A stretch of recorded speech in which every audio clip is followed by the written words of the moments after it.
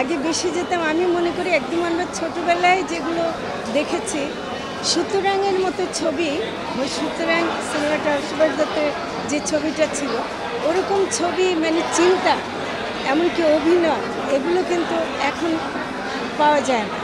তারপর আমরা পরবর্তীকালে আরও অনেকগুলো রূপকথার গল্প, তারপর সামাজিক গল্প, এগুলো আমরা দেখেছি এবং সমাজের একটা চিত্র ফুটে তুলতে দেখেছি। শাবানার অনেকগুলো ছবি আছে। মানে আমি অন্য দেশের সিনেমার কথা বলছি না, আমি বাংলাদেশের সিনেমা অনেক উন্নত মানের ছিল। সাথে গানের সাথে শিল্পীর কণ্ঠের সাথে নায়িকার ভঙ্গি, এই মিলানোটা এখন আমি পাই না।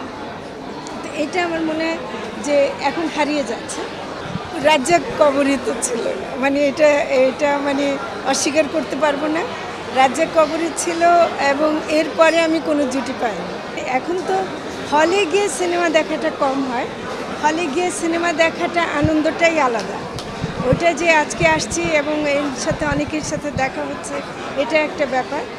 আর কিছুটা বাদাম আর পপকর্ন না খেলে ছবি দেখা হয় না, তো সেটাও আমরা আজকে করব।